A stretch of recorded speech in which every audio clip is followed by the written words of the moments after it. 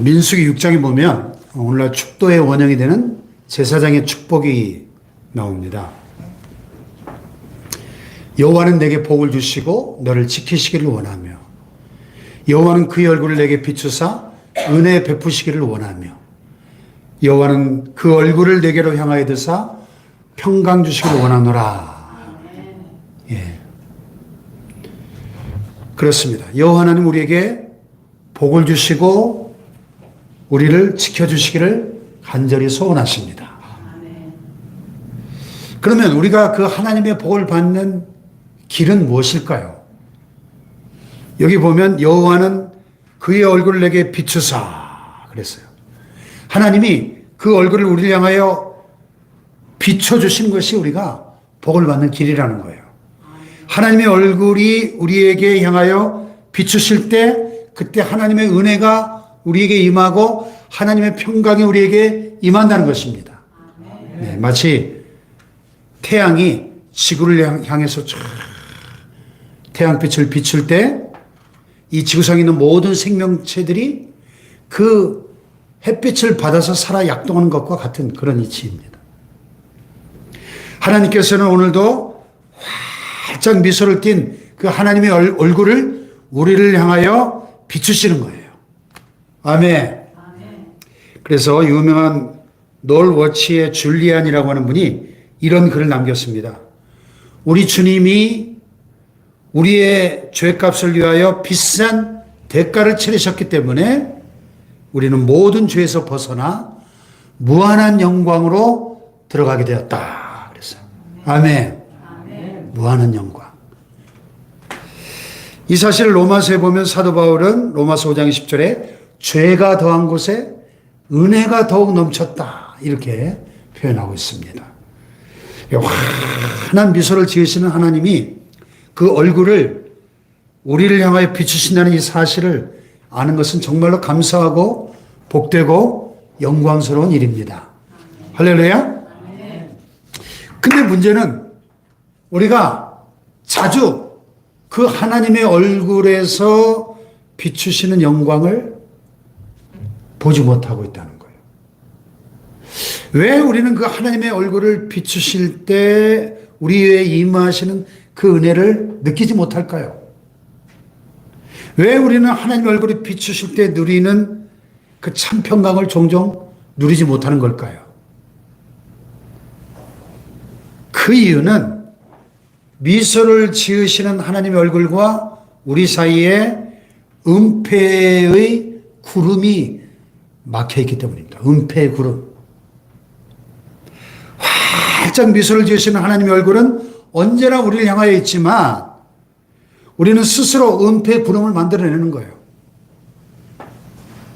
마치 태양이 항상 찬란하게 비치고 있지만 먹구름이 가리고 있는 것과 같은 겁니다. 그래서 오늘 본문에 보면은 이사야 선지자가 1, 2절에 뭐라고 말씀합니까? 자, 1, 2절을 읽어봅시다. 시작.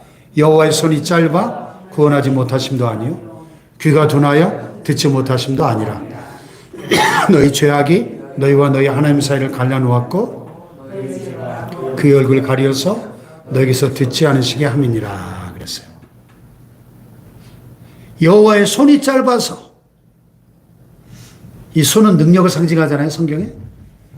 예. 하나님의 능력이 모자라서 우리를 구원하지 못하시는 것도 아니고 하나님이 이 가는 귀가 잡수셔가지고 듣지 못하시는 것도 아니라는 거예요. 하나님 우리 사람처럼 손과 귀가 있는 분으로 묘사하고 있습니다. 이런 걸 우리가 신인 동영어법 이렇게 어려운 말로 부르는데요. 신인 동영어법. 신을 인간과 같은 모습으로 형상화하는 그런 어법을 말합니다. 하나님을 우리 인간처럼 생각하고 인간처럼 말하고 느끼고 행동하는 방식으로 묘사하는 거죠. 이해하기 쉽도록 하나님을 우리 인간과 같은 수준에 놓고 비교해서 설명하는 그런 방법입니다.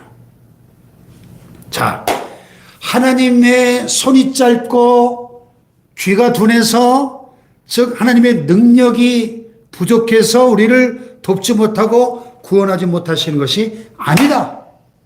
문제는 오직 너희 죄악이 너희와 너희 하나님 사이를 갈라놨다. 너희 죄가 그의 얼굴을 가리워서 너에게서 듣지 않으시게 한다. 이렇게 말씀하고 있는 겁니다. 그래서 이것을 설명하기 가장 좋은 비유는 날씨의 비유인 것이에요. 태양은 언제 어디서나 찬란하게 빛나고 있습니다. 태초에 하나님께서 태양으로 하여금 낮을 주관하게 하신 그날로부터 지금까지 태양은 한 번도 쉬지 않고 계속 빛나고 있습니다. 그러나 이 땅에서는 구름 낀 날, 어두운 날, 또 안개 낀 날이 생겨나죠. 지난 여름 기록적인 집중호우와 또 태풍으로 말미암아 전국 곳곳에 엄청난 피해가 발생했는데, 그런데 그렇게 막 폭풍우가 몰아치는 어두운 날에도 여전히 태양은 그 먹구름 뒤에서 분명히 밝게 빛나고 있었죠. 우리가 보지 못할 뿐이지. 그러므로 우리는 태양이 사라질까 봐 걱정할 필요가 전혀 없습니다. 태양은 언제나 찬란히 빛날 것이기 때문에. 문제는 어두운 구름이 태양과 우리 사이를 가로막아서 밝은 태양빛을 차단한다는 것입니다. 자, 이 비유를 우리 신앙생활에 적용해 봅시다. 하나님께서 우리의 구원을 위해서 필요한 모든 것을 이미 다 이루어 놓으셨습니다. 예수 그리스도께서 우리 죄를 위하여 죽으시고 사흘 만에 죽은 자들 가운데서 다시 살아나셨습니다. 할렐루야. 그 의의 태양 되시는 예수 그리스도의 얼굴빛이 우리에게 2000년 전부터 오늘까지 한 번도 변함없이 의의 태양 되신 예수 그리스도의 그 얼굴에 있는 하나님의 영광을 아는 빛을 우리에게 비추셨다 그랬어요. 그런데 우리 그리스도인들은 그분과 우리 사이에 은폐의 구름을 또다시 만들어 놓고 말았다는 거예요. 자, 하나님과 우리 사이를 갈라놓고 가로막는 이 은폐의 구름에는 어떤 것들이 있는가? 첫째로 교만이 은폐의 구름이 될 수 있습니다. 교만. 잠언 18장 12절에 보니까 사람의 마음의 교만은 멸망의 선봉이요 겸손은 존귀의 길잡이니라 그랬어요. 마음의 교만. 베드로전서 5장 5절에도 하나님이 교만한 자를 대적하시되 겸손한 자들에게 은혜를 주신다 그랬습니다. 아멘. 자, 보세요. 우리가 구원받은 하나님의 자녀가 되었고 영원한 천국이 우리를 위하여 예비된 하늘의 영원한 집이라 할지라도 자칫 잘못하면 우리가 일평생 신앙생활 하면서도 예수 그리스도의 이 은혜의 광채를 누리지 못하고 신앙생활할 위험이 있다는 거예요. 왜? 교만한 목을 숙이지 않기 때문에. 교만한 목. 성경에 보면 이스라엘 분열왕국 시대에 다윗 왕 이후로 가장 선한 왕이라고 인정을 받았던 히스기야 같은 선한 왕도 교만의 함정에 빠질 때가 있었습니다. 우리가 잘 알다시피 히스기야는 한때 죽을 병이 걸려서 사형선고를 받았었죠. 그러나 목숨을 걸고 눈물로 기도할 때 그 병고침을 받고 생명을 15년 연장을 받았습니다. 그런데 바벨론에서 축하 사절단이 왔을 때 자기를 살려주신 하나님의 그 은혜를 간증해야 될 거 아니에요. 하나님께 영광을 돌려야 될 것 아닙니까? 그런데 오히려 교만해져서 자기를 자랑합니다. 자기 나라의 국력을 과시하죠. 그래서 그 사절단에게 왕궁의 어마어마한 보물들과 또 성전에 있는 그 모든 보물들과 또 무기 창고를 열어서 그 무기를 보여주면서 과시하는 거예요. 그래서 하나님이 진노하셨다 그랬어요. 역대하 32장 25절에 히스기야가 마음이 교만하여 그 받은 은혜를 보답하지 아니하므로 진노가 그와 유다와 예루살렘에 내리게 되었더라 그랬어요. 자, 그러나 히스기야가 곧 마음의 교만을 뉘우치고 회개합니다. 그래서 하나님께서는 그의 생전에는 그들에게 진노를 내리시지 않고 집행유예를 선고하신 것입니다. 역대하 32장 26절에 보니까 히스기야가 마음의 교만함을 뉘우치고 예루살렘 주민들도 그와 같이 하였으므로 여호와의 진노가 히스기야의 생전에는 그들에게 내리지 아니하니라 그랬어요. 아멘.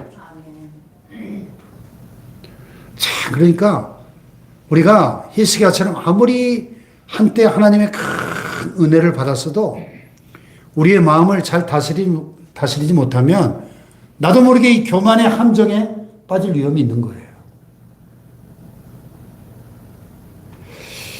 또 출애굽기에 보면 하나님이 이 목이 뻣뻣하고 교만한 이스라엘 백성들을 향하여 책망하십니다.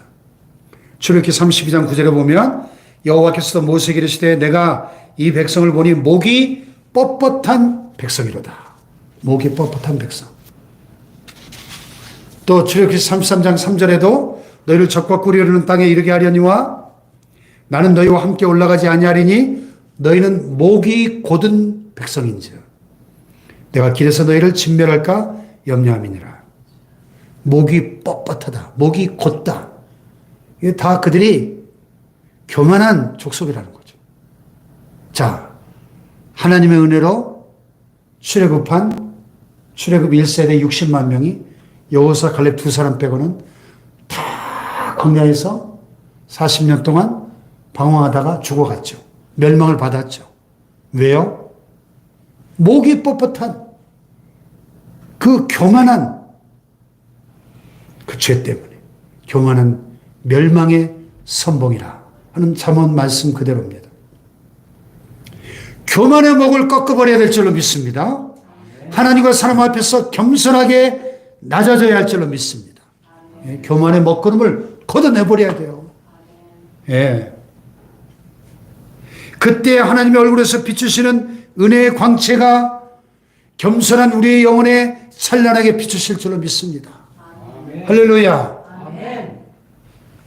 두 번째로 고집도 은폐의 구름이 됐어요. 고집과 교만은 사천지간이에요. 가까운 친척입니다. 그래서 교만한 사람은 고집이 세고 고집이 센 사람은 교만한 사람이에요. 그죠? 그래서 이 고집에 또 다른 얼굴이 있는데 완고함, 완악함, 강팍함, 아집 이런 얼굴들이 있죠. 예, 이런 단어를 들을 때 생각나는 인물이 있죠. 애굽의 바로왕. 얼마나 강팍하고 고집이 센지 10번씩이나 하나님이 그 무시무시한 재앙을 애굽 전역에 내려도 계속 고집을 부리다가 나중에는 자기의 장자를 비롯해서 애굽의 모든 장자가 다 죽는 재앙, 10번째 재앙을 당하고 나서야 항복하잖아요. 이 얼마나 이 고래 심줄 같은 고집입니까? 예? 이 고집 역시 하나님의 얼굴을 가리는 구름 중 하나예요. 느헤미야 9장 29절에 보니까 다시 주의 율법을 복종하게 하시려고 그들에게 경계하셨으나 그들이 교만하여 사람이 준행하면 그 가운데서 삶을 얻는 주의 계명을 듣지 아니하며 주의 규례를 범하여 고집하는 어깨를 내밀며 목을 굳게 하여 듣지 아니하나이다. 이런 표현이 있어요. 고집하는 어깨를 내밀며. 고집하는 어깨를 내민다? 이 어깨에 우리가 훅가시를 넣는다는 말이죠. 어깨에다 훅가시를 넣고 고집을 부리는 그런 그림이 그려집니다. 예레미야 8장 5절에도 보면 이 예루살렘 백성이 항상 나를 떠나 물러가면 어찌함이냐 그들이 거짓을 고집하고 돌아오기를 거절하도다. 여러분 고집도 사실은 좋은 고집이 있어요. 고집도 옳은 것을 고집한다면 그 올바른 것을 고집하는 것은 때때로 필요하죠. 경건에 도움이 되죠. 그러나 이런 긍정적인 고집보다는 부정적인 고집이 훨씬 많죠. 부정적인 고집의 특징은 완고하고 강팍하고 심술궂고 까다롭고 성급합니다. 이런 잘못된 고집의 구름 아래 살고 있는 사람은 내가 잘못된 고집을 꺾고 하나님께 온전히 복종하고 있는가 스스로에게 질문하면서 겸허하게 자기를 돌아보며 회개해야 될 줄로 믿습니다. 아멘. 세 번째로 야망도 어두운 먹구름을 몰고 와서 하나님과 우리 사이를 가로막는 은폐의 구름이 될 수 있어요. 야망. 신앙생활 가운데 야망이 이런 부정적인 작용을 할 수 있습니다. 우리가 일반적으로 꿈과 야망을 크게 갖는 것은 참 좋은 거죠. Boys be ambitious. 예? 소년이여 야망을 가져라 하는 유명한 말도 있잖아요. 그런데 그 야망이 하나님을 위한 야망, 복음을 위한 야망, 주님을 위한 야망이어야지 내 자신의 욕심을 채우려는 야망이라면 은폐의 구름에 불과하다는 것입니다. 이런 잘못된 야망은 평신도뿐만 아니라 우리 목회자들에게도 있어요. 꿈과 비전을 가장한 야망에 사로잡히는 경우가 많습니다. 그것은 하나님과 우리 사이를 가로막는 은폐의 구름이다 하는 것을 알아야 됩니다. 잘못된 야망과 욕심을 버려야 될 줄로 믿습니다. 아멘. 사랑하는 여러분, 오늘 우리에게 이런 은폐의 구름이 있지 않는지 환하게 미소 지으시는 그 하나님의 얼굴을 가리고 있는 이 은폐의 구름이 무엇인가? 교만의 구름을 걷어내고 겸손으로 옷 입어야 될 줄로 믿습니다. 할렐루야. 고집의 구름을 걷어내고 복종의 무릎을 꿇어야 할 줄로 믿습니다. 야망의 구름을 걷어내고 오직 하나님을 위한 비전에 사로잡히기를 축복합니다. 뭐 그 밖에도 우리와 하나님 사이를 가로막는 은폐 구름들이 참 많습니다. 우리가 깨닫지 못하고 있을 뿐이지. 이사야 선지자는 이런 사람들에게 없는 것이 있는데 결론적으로 8절에 보면 그들은 뭘 알지 못해요? 평강의 길을 알지 못한다. 그들이 행하는 곳에는 정의가 없으며 굽은 길을 스스로 만드나니 무릇 이 길을 밟는 자는 뭘 알지 못해요? 평강을 알지 못한대요. 평강을. 자, 보세요.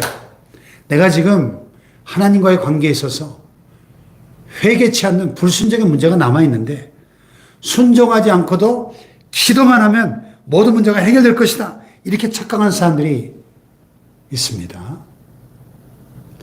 이런 사람은 지금 자기와 하나님 사이를 가로막고 있는 이 구름이 있다는 사실을 알면서도 어떤 경우에는 막 금식하고 때를 쓰면서 기도하면 그 구름이 거칠 것이라고 착각합니다. 근데 여러분, 금식하면서 기도한다고 이런 구름이 사라지는 게 아니에요. 오히려 이런 경우에 하는 금식은 완고함을 은폐하는 수단으로 악용될 수 있습니다.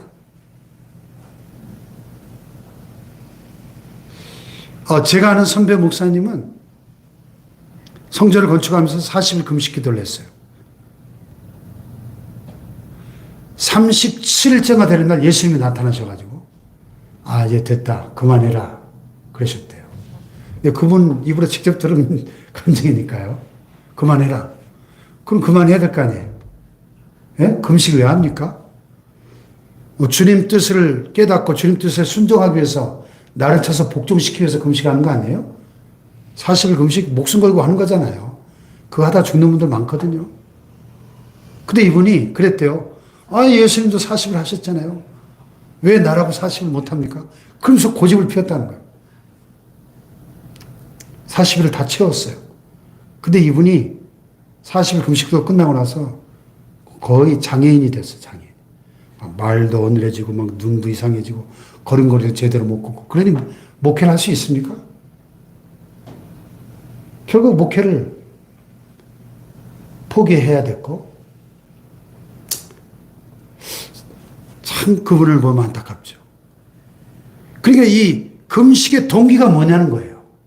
사람이 돌이켜 귀를 기울여 율법을 듣지 않으면 그의 기도도 가증하다는 말씀이 있거든요. 말씀에 순종하지 않으면서 아무리 40일 금식 기도하며 기도한들 그 기도가 응답될 수 있겠는가 하는 것입니다. 오래 길게 기도한다고 모든 문제가 해결되는 것이냐? 오히려 사람들이 무익한 기도회를 할 때 하나님 그것을 스탑! 중단시키는 경우가 성경에 여러 번 나옵니다. 자, 보세요. 이스라엘 역사를 볼 때 사무엘 선지자가 불순종하고 교만하여 타락한 사울왕을 위해서 안타까운 마음으로 기도하려고 할 때 하나님이 사무엘아, 스탑! 사울을 위해서 더 이상 기도하지 말아라. 내가 이미 그를 버렸노라. 그랬어요. 기도 못하게 했어요. 또 다른 경우가 있죠. 자, 이스라엘 백성들이 가나안 정복 전쟁을 펼쳐가는 과정에서 아간 한 사람의 죄 때문에, 탐욕의 죄 때문에 아이성 전투에서 크게 패배하고 말았죠. 그래서 여호수아가 얼굴을 땅에 납작 대고 엎드려서 눈물로 부르짖어 기도할 때 여러분 여호수아가 얼마나 믿음의 용장이고 경건한 기도의 사람입니까? 근데 하나님 뭐라 그랬어요? 야 여호수아야, 너 지금 뭐 하고 있는 거야? 탄식하며 기도한다고 내가 응답할 문제가 아니야. 너는 지금 일어나 너희 무리 중에서 생긴 이 문제를 해결해라. 너희 가운데 백성 중에 그 탐욕의 죄 때문에 이 문제가 생긴 거야. 그 문제 해결하고 와서 기도해. 그랬습니다. 순수한 소원에서 나오는 참된 기도에 하나님께서 응답하신다는 것은 만고불변의 진리죠. 그러나 우리가 하나님과 우리 사이를 가로막고 차단하고 있는 이 구름을 몰고 온 것들에 집착하면서 그 구름을 걷어달라고 기도하는 이런 어리석음을 범하면 안 된다는 것입니다. 아멘? 네. 먼저 그 은폐의 구름을 걷어내야 되는 거예요. 또 우리는 이 두려움의 문제를 짚고 넘어가요. 두려움. 두려움은 언제나 불신앙의 자식이에요. 불신앙에서 나오는 두려움은 언제나 우리와 하나님 사이를 가로막습니다. 요즘 우리를 두렵게 만드는 것들이 얼마나 많습니까? 갖가지 무서운 질병들이 우리 주변에 하도 많으니까 내가 암에 걸리면 어떡하지? 고혈압, 당뇨, 치매에 걸리면 어떡하지? 뇌졸중, 뇌출혈, 심장마비로 쓰러지면 어떡하지? 두려워합니다. 우리 주변에 수없이 이런 질병에 걸려 넘어지는 사람들의 이야기가 끊임없이 들려오잖아요. 아, 사랑하는 자녀들이 교통사고를 당하면 어떡하지? 직장을 잃으면 어떡하지? 부도가 나면 어떡하지? 북한이 전쟁을 일으키면 어떡하지? 이런 식으로 두려워하기 시작하면 이게 끝도 없는 거예요. 끝도 없어. 이 두려워하는 것은 연약한 우리 인간의 모든 인간의 본능일 것입니다. 본능. 그런데 주님은 우리가 이 모든 두려움을 주님께 맡기기를 원하시는 거예요. 두려워하지 말라고 말씀하십니다. 다윗이 고백했던 것처럼 주님은 나의 반석이시오. 주님은 나의 산성이요. 나의 요새시요. 나의 피난처시요. 나의 힘과 능력이 되십니다. 나의 방패가 되십니다. 여러분, 주님은 우리의 모든 문제와 필요를 아십니다. 우리의 모든 것을 다 아시고 완벽하게 준비해 놓으셨습니다. 그러므로 우리는 모든 것을 주님께 맡기고 믿으면 돼요. 주님은 그 모든 것을 해결하실 수 있는 능력을 갖고 계신 분이시기 때문입니다. 할렐루야. 또 이 지나친 자기사랑, 이것도 은폐의 그림이 될 수 있습니다. 극단적인 자기사랑, 자아도취, 자기만족, 이건 다 이 자아라고 하는 자아, 우리 안에 있는 이 최대의 우상에서 비롯된 거예요. 이 나라가 하는 우상이 있거든요. 여러분, 예수 믿는다는 게 뭡니까?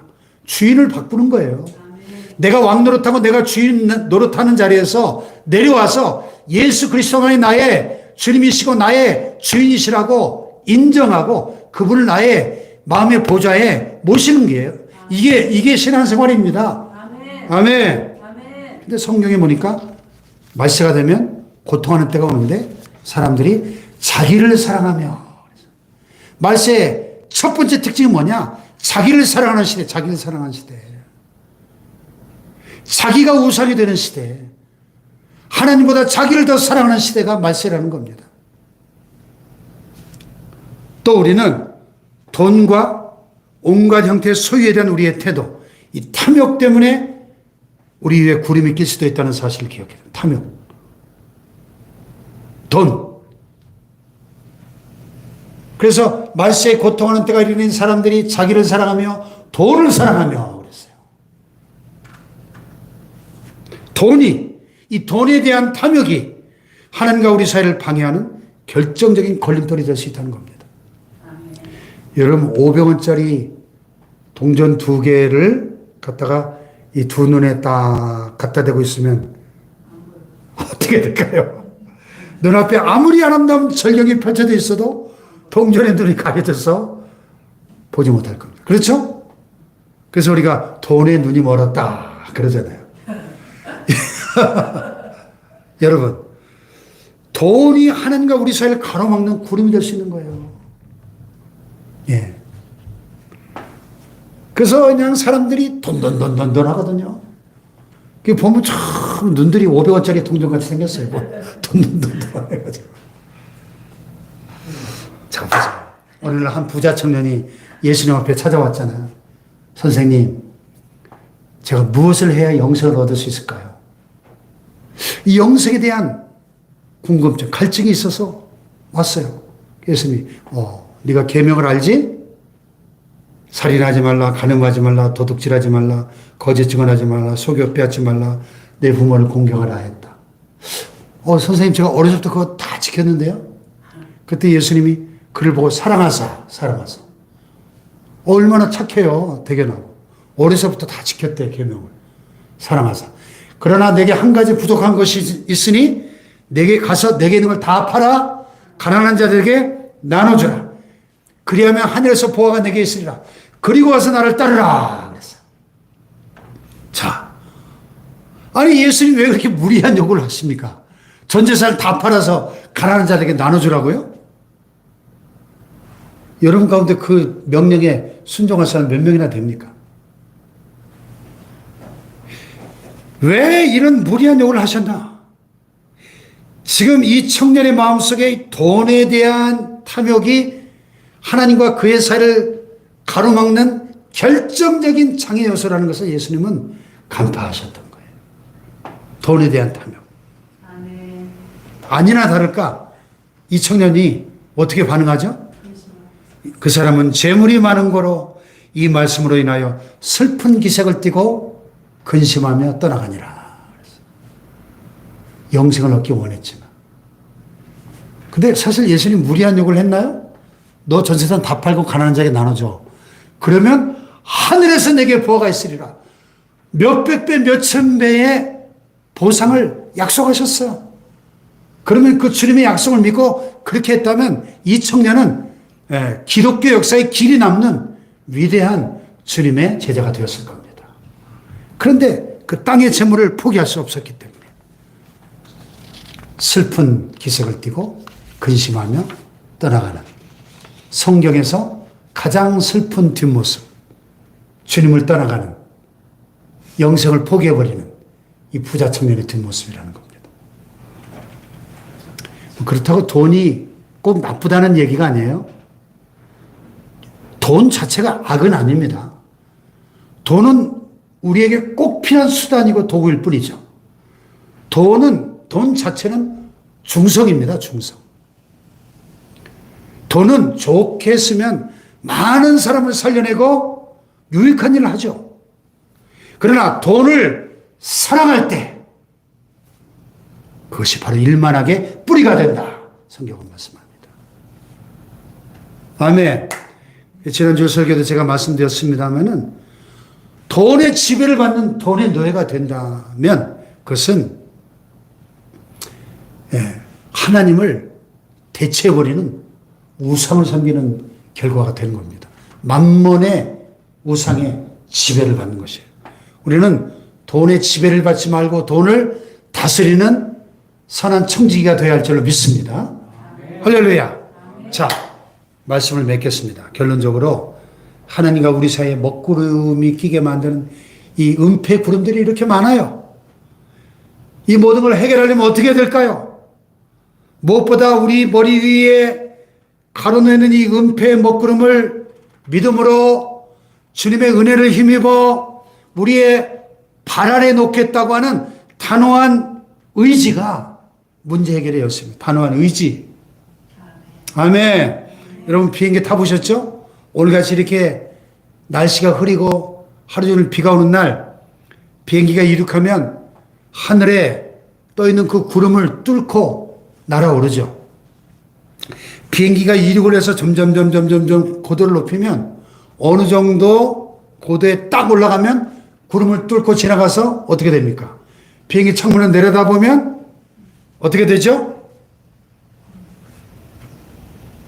쫙 아래로 하얀 구름의 바다가 쫙 펼쳐져 있고 태양이 찬란하게 빛나는 것을 볼 수 있습니다.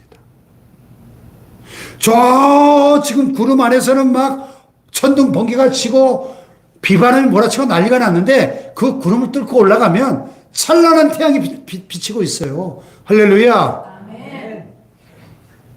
자, 누가 우리를 높은 하늘로 이끌고 갑니까? 바로 비행기의 조종사, 기장이죠. 우리가 비행기에 탑승해서 그 조종사인 기장에게 우리의 온몸을 맡기기만 하면 우리는 구름 한 점 없는 창공으로 비행을 하고 찬란한 태양이 빛나는 것을 보게 되는 것이죠.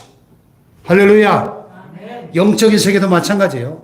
우리가 조종자 되시는 하나님께 우리의 삶을 맡기고 조종사 되시는 하나님 그분께 우리의 모든 것을 믿고 맡기기만 하면 하나님께서 우리를 눈부신 태양이 비치는 세계로 우리를 데리고 가시는 거예요. 할렐루야. 그래서 하나님은 우리의 구름이 우리의 발 아래 있게 해주시는 겁니다. 할렐루야. 하나님은 단지 우리의 동의를 구하실 뿐이에요. 우리가 그 하나님의 약속을 믿고 동의하면, 믿고 맡기기만 하면 주님 우리의 과거의 모든 것들, 부끄러움과 수치와 고통과 슬픔과 근심 속으로 몰아넣었던 그 모든 것을 다 덮어주시는 것입니다. 우리의 발 아래 있게 해주시는 것입니다. 주님 우리가 그래서 영적인 평안과 능력을 맛볼 수 있는 그것으로 힘차게 날아오르기를 원하시는 겁니다. 할렐루야. 오직 하나님의 약속을 믿고 하나님의 뜻을 따르시기를 축복합니다. 그러면 의의 태양 되시는 예수님을 만나게 될 줄로 믿습니다. 우리에게 어떤 구름이 하나님의 미션을 보지 못하게 하고 있는가? 그 하나님과의 관계를 가로막는 은폐의 구름이 무엇인가? 그 은폐의 구름을 제거하시기를 축복합니다. 더 나아가 우리의 조종사가 되신 하나님께 맡기면 구름 위로 날아올라가 빛나는 태양을 보게 될 줄로 믿습니다. 그 태양은 언제나 그 자리에서 밝은 빛을 비추고 있습니다. 은폐의 구름을 벗어나 의의 태양 되시는 예수님을 만나